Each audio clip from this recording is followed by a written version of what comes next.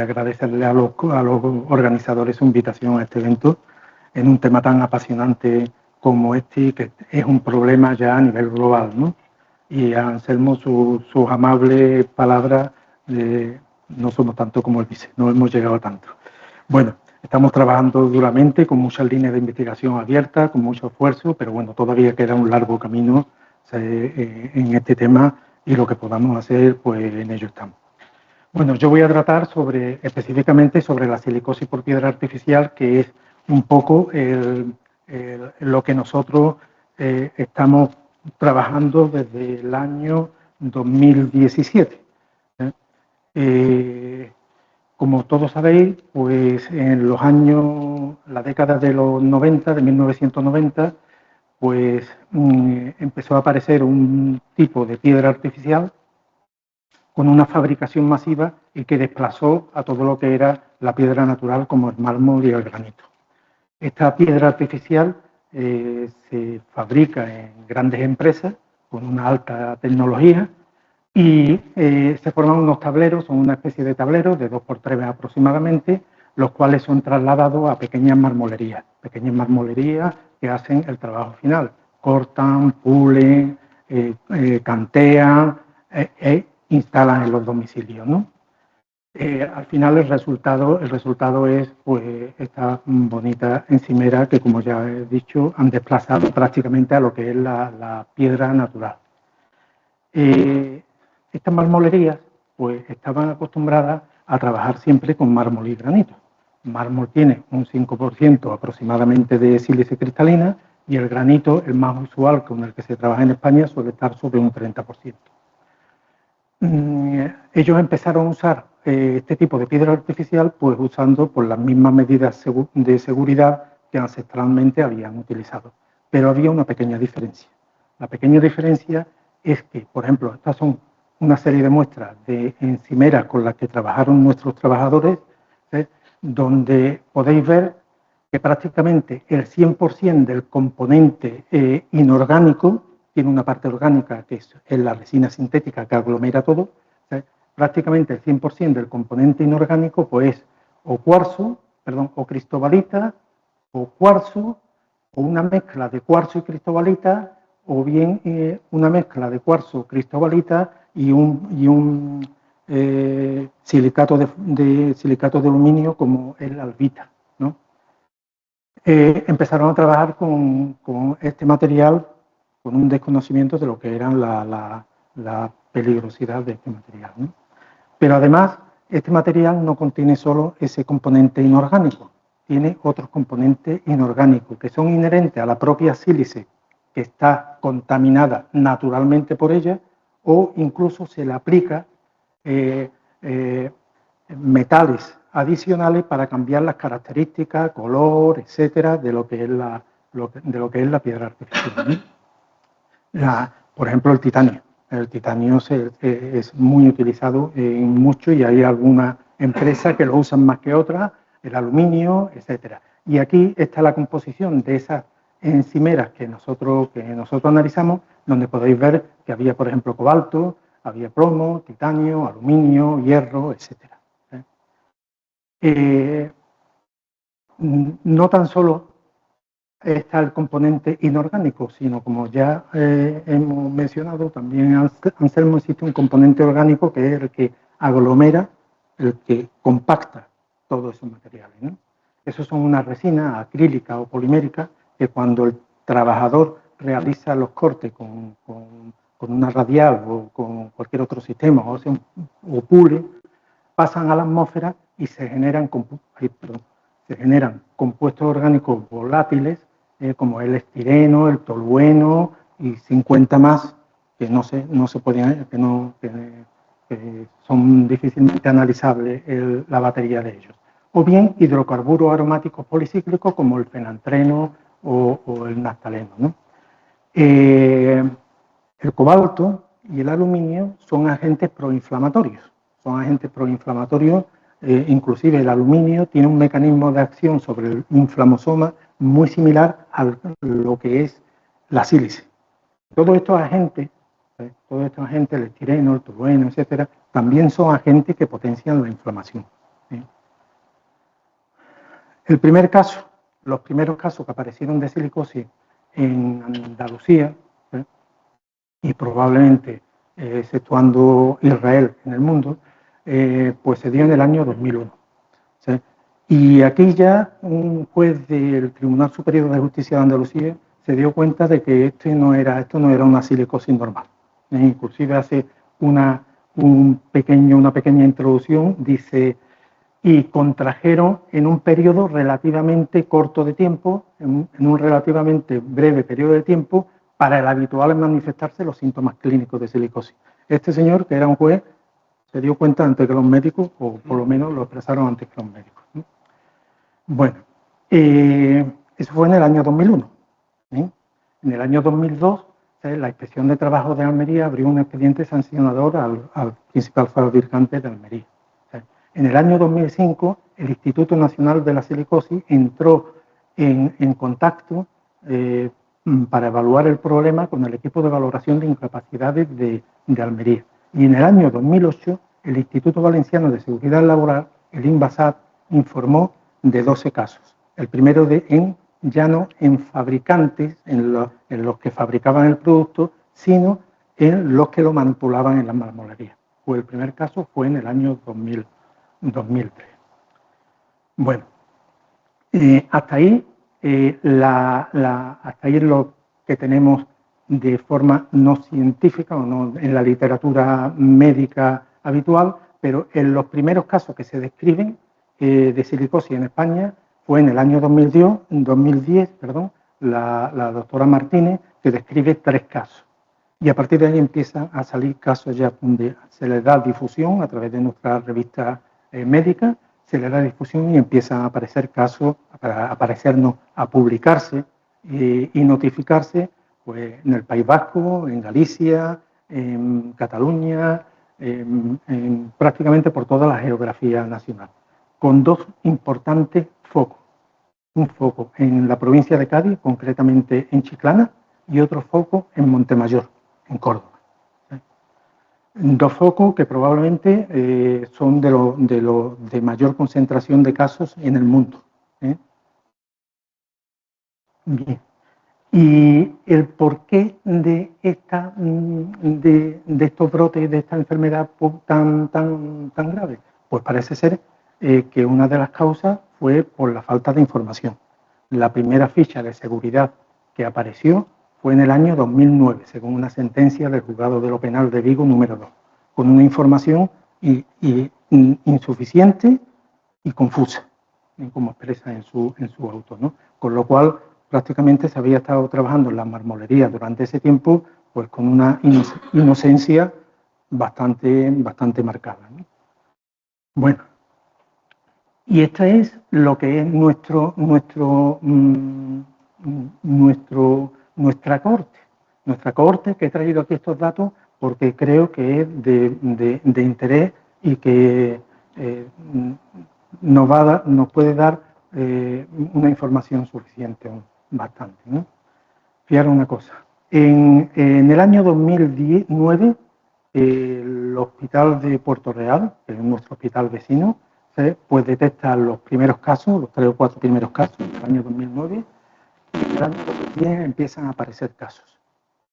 La delegación provincial, con un esfuerzo enorme tanto de la delegación provincial como de mis compañeros del hospital de Puerto Real, pues hicieron una especie de cribado de todas las marmolerías que estaban en su alcance, inclusive por un sistema de boca a boca. Oye, que quien ha trabajado contigo, a tus compañeros, tráemelo para acá. ¿Sabes? Que lograron pues que en el año, prácticamente entre el año 2014, ya prácticamente todo el grueso de diagnósticos se habían visto, ¿no? Y esto del diagnóstico precoz pues es importante, muy importante, porque fijaros una cosa, se detectaron en categoría 0 de la ILO 19 casos, en categoría 1 56, en categoría 2 19, en categoría 3 7 y en fibrosis masiva progresiva 5, o sea, menos de un 5% de 106 pacientes. Recientemente, en el año 2025, se han publicado los datos del otro foco que hay en Andalucía, del otro foco importante. Bueno, hay un tercer foco importante, un poco más disperso, que es en Almería, más importante quizás inclusive que esto, ¿no? Y fijaros aquí que una cosa que me preocupa es que el montante de casos empiezan a partir del año 2014 y que hasta en el año 2022 o en el año 2021 está pues prácticamente el pico de diagnóstico de casos. Y esto tiene sus consecuencias. Sus consecuencias es que cuanto más tardío se diagnostique, pues más en contacto va a estar el trabajador, ¿sí? Y más posibilidades hay de que el paciente se diagnostique en fibrosis masiva progresiva. Por ejemplo, los datos de esta cohorte en el diagnóstico son del 25,2%. Bueno, ¿cómo son generalmente las características de los diagnósticos de estos pacientes? Pues ya lo ha reflejado Anselmo antes brevemente. Utilizo mi cohorte porque nuestra cohorte porque es quizá la que más seguimiento tiene en el mundo, ¿no? Sobre 106 pacientes jóvenes, tiempo de exposición de 12 años, más o menos, latencia de unos 13 años, con un 25% o más, un poco más de forma acelerada y con un 30% de diagnóstico después del cese de la actividad.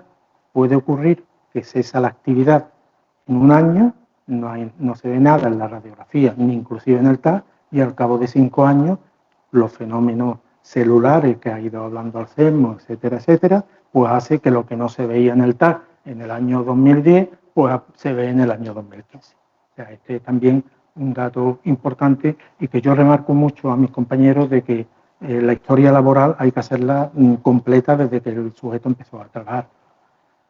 Bien. Y fijaros, esto es la importancia, quiero reflejar además, la importancia del diagnóstico precoz. Este es de los casos que publicamos en CHE en el año 2020, que fijaron en lo siguiente. Los que estábamos diagnosticados de categoría 0, en que eran 19, al cabo de un promedio de 4 años, solamente uno había evolucionado a fibrosis masiva progresiva, o sea, el 5,2%. Los que se habían diagnosticado en categoría 1, que eran 56, 21% habían progresado a fibrosis masiva progresiva. Categoría 2, 43 y categoría 3, 57. Esto refleja la importancia que tiene el que realicemos un diagnóstico lo más precoz posible, inclusive, si es posible, hasta en la categoría 0.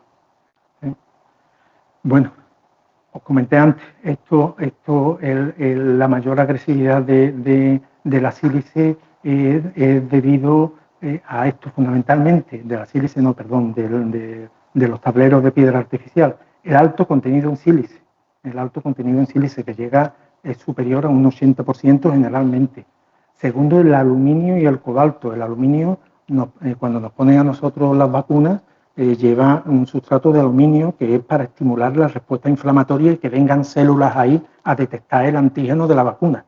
O sea, es un agente proinflamatorio perfectamente demostrado. El cobalto también está demostrado como un agente proinflamatorio. Y como ya hemos dicho, tanto los hidrocarburos aromáticos policíclicos como los compuestos orgánicos volátiles, algunos de los cuales inclusive un cancerígeno del grupo 1. O sea, estaríamos trabajando con 2 cancerígenos del grupo 1, la sílice y el benceno. Bueno, y lo del papel de la sílice, conjuntamente con el aluminio, hay bastantes evidencias que lo apoyan. Este es un grupo australiano con el que estamos trabajando.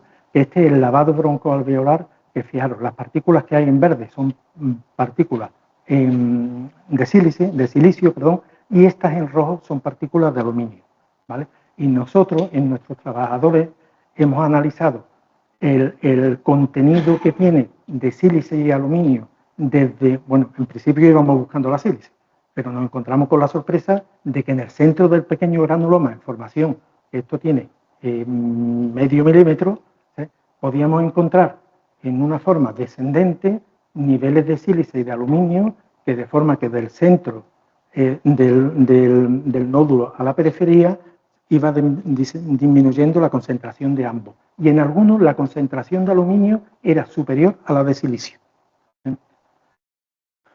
lo cual refuerza todo el posible papel del aluminio en este tema.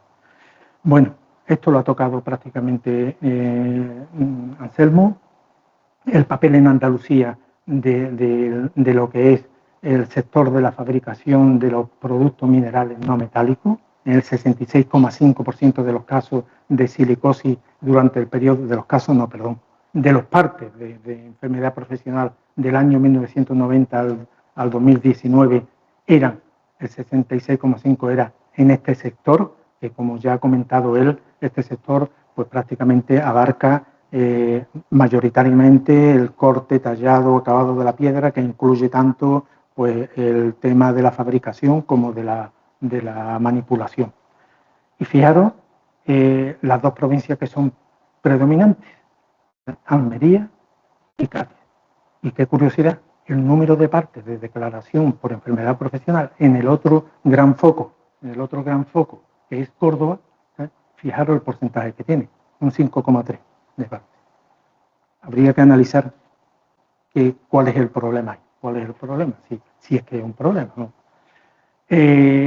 Todo esto pues nos ha llevado, sobre todo el hecho de la piedra artificial, pues que desgraciadamente pues hemos pasado de ser la tercera, habitualmente siempre hemos sido la tercera comunidad autónoma en lo que es la incidencia y prevalencia de esta enfermedad, y ahora resulta que somos la segunda, después de Galicia. Y en gran parte, como ya os he puesto, el responsable del corte, tallado y acabado de la piedra, y un porcentaje relevante de casos, aproximadamente un 33,9%, corresponden de estos casos a la fabricación de encimeras, no tan solo la manipulación. O sea, la fabricación es también una causa importante de casos de silicosis, ¿no? Aquí tenéis los datos que he obtenido de la BDU. Se tienen datos del CEPROS, son incompletos, datos de la BDU, no están todos, falta algo que unifique todas las fuentes que hay, que damos cada uno por nuestro lado, y al final la información no es completa, ¿no? No es completa y además hasta con posibilidades de algunos errores groseros, ¿no? Por ejemplo, yo no me creo que haya ningún niño de 5 a 9 años con una silicosis. O sea, eso es un error que hay ahí, ¿no? Pero bueno, es lo que tenemos para trabajar. Estos son los casos activos de silicosis en el año 2024, ¿no? Como podéis ver, se concentra un importante grupo, sobre todo de varones, en este segmento de edad que coincide casi con el que hemos hablado. Hace 10 años tenían 36, ya tienen 46, 50 de media, ¿vale? En varones. En mujeres, fijaros que el predominio sobre todo viene en este segmento de edad. Este segmento de edad en mujeres, yo asumo que es generalmente la epidemia que hubo del Persan en Sevilla, o sea, que eran casi todas mujeres, ¿sabes? Porque nosotros de mujeres tenemos nada más, probablemente una que se va a diagnosticar dentro de poco, creo. Por provincia, pues aquí los tenéis. Por provincia, Almería tiene 161 casos activos, Cádiz 227, Córdoba 195, son fundamentalmente las provincias que más aportan, y sobre todo en este segmento de edad de gente joven, edades medias de la vida, un poco más avanzada. Y por distrito se corresponde más o menos también como hemos hablado, ¿no? El distrito del Alto Almanzora, donde hay por esa zona hay grandes empresas, ¿sabes? El Bahía de Cádiz-Las Andas, que es nuestra área, Córdoba Sur, etc. Y lo que hemos hablado anteriormente, el diagnóstico, según el Ministerio, lo que tenemos ahora mismo de protocolo ministerial es la radiografía de tórax. Pero cuando hemos llegado a la radiografía de tórax, pues hemos llegado tarde. Y lo podemos ver por los datos de la ILO que hemos hablado anteriormente del diagnóstico. Hemos llegado muy tarde. Y además, la radiografía de tórax, además del problema que tiene de subjetividad en estadios iniciales, es que los conflictos de interés. Depende de quién lea la radiografía, de qué parte está. si está de parte del trabajador o de parte de la aseguradora, ¿sabes? Pues la interpretación es diferente. Esto está publicado, esto no lo digo yo, esto está publicado. Cohen, con el que hemos trabajado hace poco, es uno de los firmantes. Bueno, y cuando está aquí, pues está claro, ¿no? Está claro, esto es la 1.1 de la ILO, son los patrones que están clarísimos. Bueno, esta sí, pero no todas son así. Y bueno, estamos desarrollando una serie de trabajos, son pruebas de concepto, esto hace falta validarlo en grandes poblaciones, nosotros estamos trabajando sobre la población que tenemos, que son 100, bueno, ya son más de 100 pacientes, son 170 pacientes, ¿sabes? Pero esto hay que llevarlo a otros ámbitos para poder validarlo de forma exhaustiva. Hemos estado trabajando, como ha dicho Anselmo, sobre biomarcadores simples, por un simple análisis de sangre. Cuando empiezan los fenómenos biológicos, empiezan por una citokina que luego veremos. Estas citoquinas activan a monocitos, activan a linfocitos, activan eso, y se puede intuir, ¿sabes? A través de determinados procedimientos, inclusive clínicos, ¿no? Los míos yo lo veo y los que están en fase avanzada ya sé que van a tener una linfopenia y una monocitosis en un 90% de los casos. Y también por procedimientos de deep learning y de learning machine, como es los mapas de calor con los que estamos trabajando ahora mismo para basarnos en la radiografía de tórax. Y ahora lo que estamos trabajando ahora mismo son en procedimientos multimodales, que es no tan solo uno de los procedimientos de forma aislada, sino hacer confluencias de los dos. Probablemente aumente tanto nuestra sensibilidad como nuestra especificidad. El futuro, como ya lo ha comentado Anselmo, el futuro va a ser pues, estas citoquinas que tenemos las citoquinas que son prácticamente clave o que consideramos clave son estas, son la interleuquina 1RA, la interleuquina 18, etcétera, y el objetivo es que encontremos antes de que esto esté formado, ¿saben? De que esté formado este pequeño granuloma silicótico, ¿no? Y ahora lo que tenemos es el TACAR, que aporta una mayor sensibilidad y especificidad con toda su problemática que pueda tener, pero que es muy superior inclusive cuando hay lectores berroides, ¿no? Lectores berroides de la radiografía de tórax, ¿no? E inclusive ya en algunos estados, como en Australia, el TC de baja dosis, ya está estandarizado, no es la radiografía de tórax, sino que se usa un TAC de baja dosis. Un TC de baja dosis que puede tener inclusive un poco algunos inconvenientes, porque, por ejemplo, pequeñas nodulaciones en vidrio de lustrado se pueden perder, pero es una dosis, pero es mucho más sensible que lo que es la radiografía de tórax, ¿no?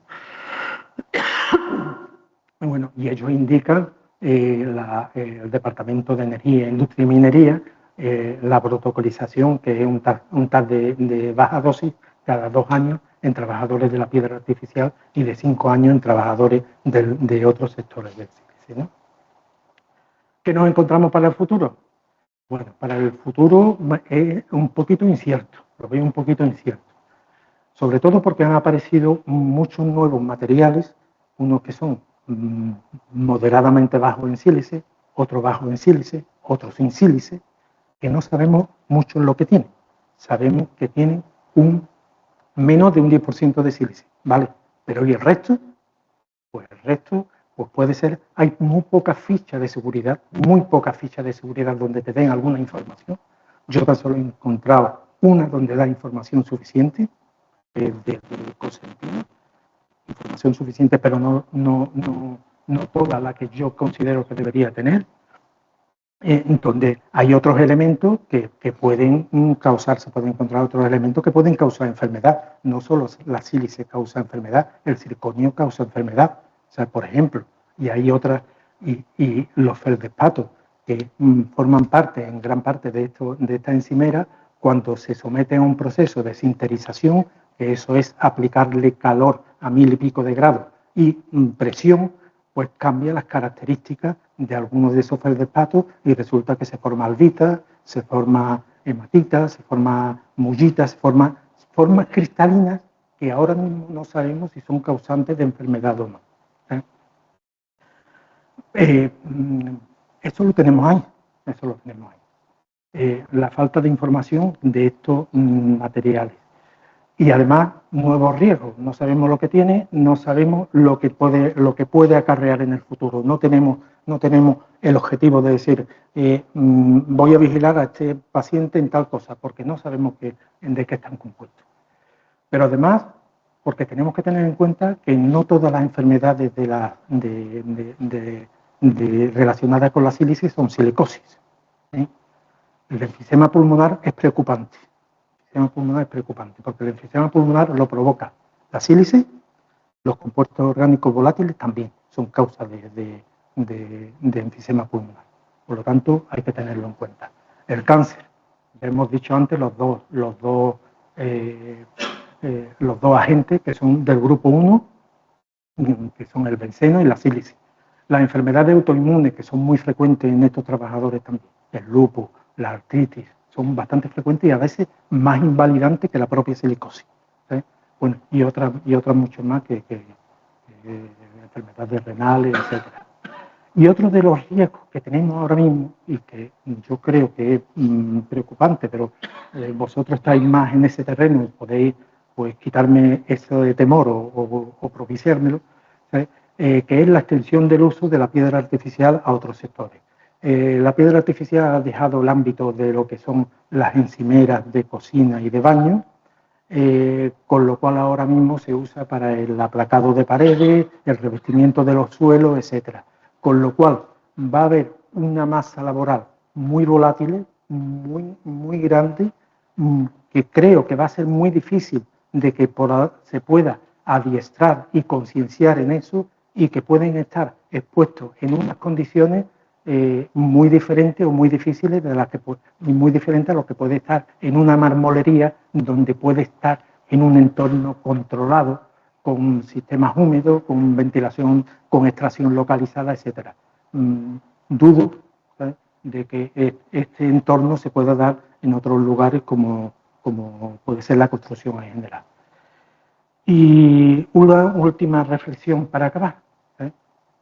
En Australia, el primer caso de silicosis por piedra artificial se dio en el año 2015 y en el año 2024 se había prohibido ya la piedra artificial. En España, el primer caso en la fabricación se dio en el año 2001 y en la manipulación en el año 2003. Se han hecho grandes esfuerzos por parte de las autonomías, por parte de los organismos ministeriales, etcétera. Pero yo tengo la sensación de que ni se ha alcanzado todo lo que se podía haber alcanzado, ni que las propuestas que se han hecho se han mantenido en el tiempo. Y no sé si va a pasar algo más en el año 2025, pero no tengo muchas expectativas de que se vaya a abordar este tema de una forma quizás más profunda como se debería abordar. Y si no ponemos ahora los medios adecuados, no nos extrañemos que en el año 2035 estemos en una situación mucho peor de la que nos encontramos ahora mismo. Y nada más, muchas gracias.